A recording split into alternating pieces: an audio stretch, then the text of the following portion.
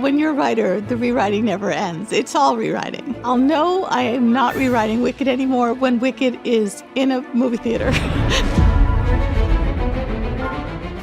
It's so much fun to be back in Oz.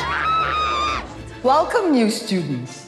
And congratulations for having been accepted to Shiz. When we were first creating the show, we always had in mind that if the show worked out, someday it would be a movie. 179 Romeo, take 3. It was really scary at times because you don't want the fans to be at all disappointed. This is a show that a lot of people care about, and therefore we want to be very careful that any change we make is additive and is something that fans of the show will embrace. Very, very popular, like me.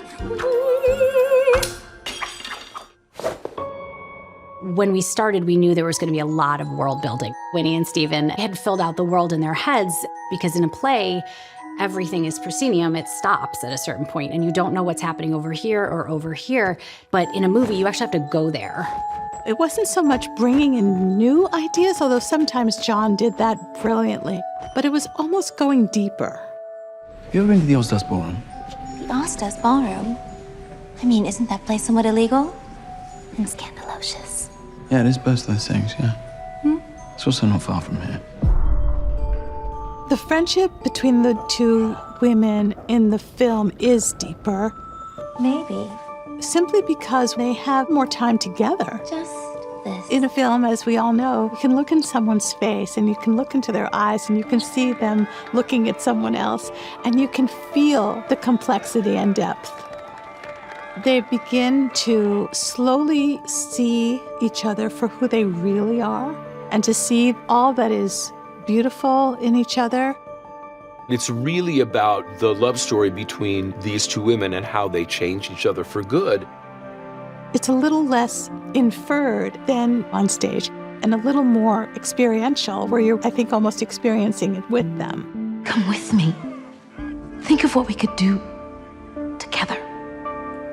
And we all knew that the whole film is going to hinge on the relationship of these two extraordinary girls, and we never dreamed we would have people as deep and profound as Ariana and Cynthia playing those roles. And when we had them, it was pretty extraordinary because it blew the whole thing wide open. The Wizard of Oz is such a known figure. And for the movie, we knew we needed more complexity than we have on stage. What happens in the film is because John has created so much of the wizard's world, that I think that even before he even enters the picture, you're learning a lot about the Wizard of Oz by what he's surrounded by. And that was really fun, actually, writing that part of it, because it gave me ideas of ways that you could show how he's everywhere. Bring her to me. Madame Morrible is the character that may have changed the most for the movie. It's a simpler take on her that makes her elevated. Listen!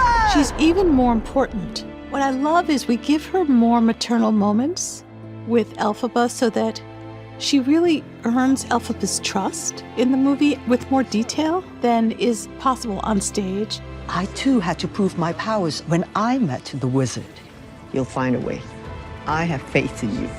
Because the play itself was so beautifully designed and it was so tight and it was so perfect, it seemed like the best thing to do was actually just to carve out little ways to sort of go off and go deeper on a character or on a moment or on a subplot that you just wouldn't have had time for in the play.